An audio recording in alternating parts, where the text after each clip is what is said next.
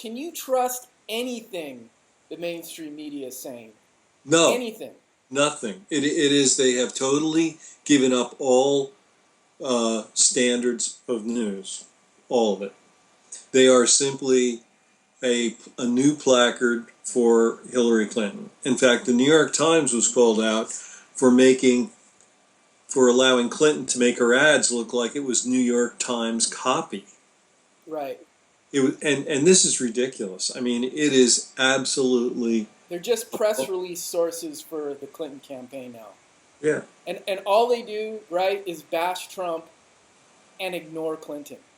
Yeah. Ignore Clinton's shortcomings, which are endless. Endless, and hold her accountable for nothing. Right. And not accountable at all. Right. For all that crap going on in Yemen. Yeah. Well, now her strategists for the foundation come up with their best idea yet. We tell people that if she gets elected, they'll stop taking donations from foreign sources. So now all the foreign sources are piling the money into the foundation in case she does get elected, because then theoretically they'll stop. But so she's just found a way of accelerating. We'll stop pay for play and extortion if you elect me president. Otherwise, we'll just keep doing it. Yeah.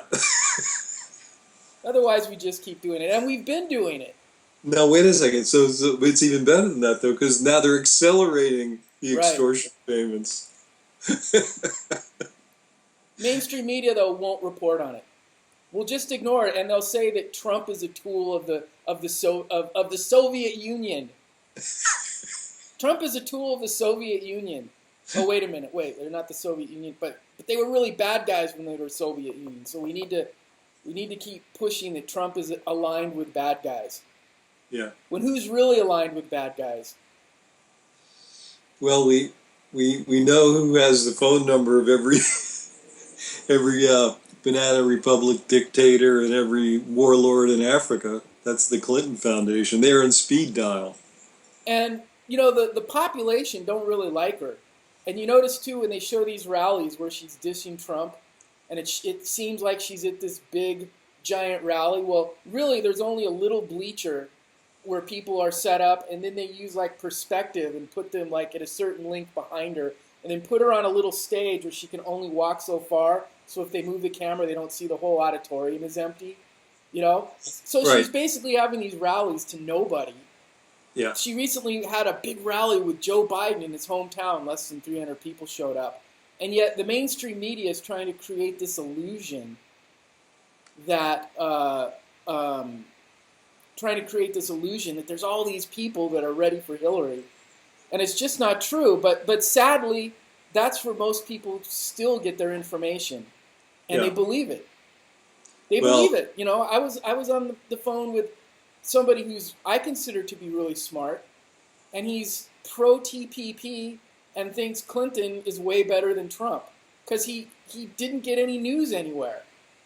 No. And another person I sent that video to that you saw got back to me, who is this Jill person? Don't even know who Jill Stein is because no coverage on the nightly news hour with Clinton surrogate Judy Woodruff. You know, I mean, how quick is Don Lemon going to cut somebody off if they even question Hillary Clinton? We gotta go here. Lemon will cut you off immediately. Cut you off and then come back with a diatribe about how great Hillary is. Yeah, or about how horrible Trump is. Yeah. Well, I've predicted this before. I'm going to predict it again. I actually think once the debates start, even though they're going to be rigged against Trump and for Hillary. But I think enough people will watch it and they're going to go, something really wrong here, you know, with what's going on and the whole presentation of it. So I think Trump is actually going to get a big boost out of that, and I suspect, unless the election is totally rigged at the voting boxes, which is possible, that he's actually going to beat her. Well, I don't believe any of these polls. I don't believe any of them, because you can't believe anything the MSM is telling you anyway. You can't believe any of it. So I don't believe any of these polls. And I'm still not convinced Trump is not in on the joke. I'm still not completely convinced of it. I mean, maybe his ego is so big, he'll decide maybe I can do this. But he does continue to gaffe every time another skeleton falls out of the closet. And the irony is on some level, he might not even believe this is happening, going, my God, I'm getting all this populist excitement in spite of myself. I think I can see how you might feel that way. However, let me point out a couple things. Number one, he just changed his campaign completely around and made a very, very smart decision. In just 1 week, he had his best week after making that change. He gave his best speech, where he even apologized for people for some of the stupid things he said. That's not Trump-esque, if you will.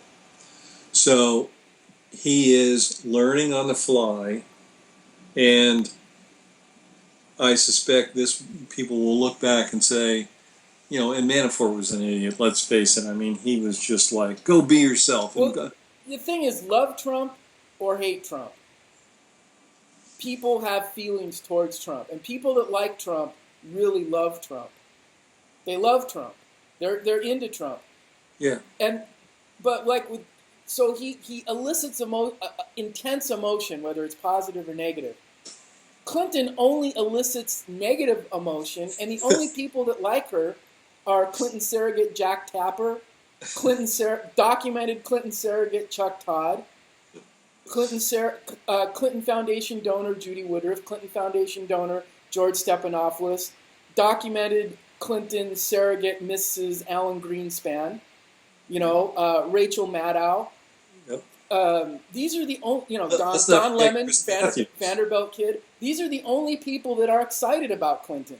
Yeah, unless I forget Chris Matthews either. Right? Oh, Chris Matthews, of course. He's all over that. He's really gung ho for Clinton. Former progressive Tom Hartman is hot for Clinton. He used to be a progressive, but now he's a Clinton surrogate. Even Robert Reich and Sarah Silverman have become Clinton's, are excited for Clinton. But talk to any regular person, they don't like her. No, she's simply not likable. I mean, people don't like Trump, but people also love Trump. Yeah. But the only people that love Clinton are Chuck Todd, Vanderbilt kid, Don Lemon, Mrs. Alan Greenspan. Those are the people that love Clinton. And I'm sure we can put Lloyd Blankfein, the head of Goldman Sachs, on there. Yeah, the fossil fuel industry loves her. The fracking industry loves her. Military-industrial profiteers love her. Boeing. But the CEOs of all these companies, CEOs all love her. Saudi Arabia loves her. Let's kill more people in Yemen. They love her. Anybody that makes bombs and weapons loves her. Wall Street loves her. It's the CEOs. But just regular people.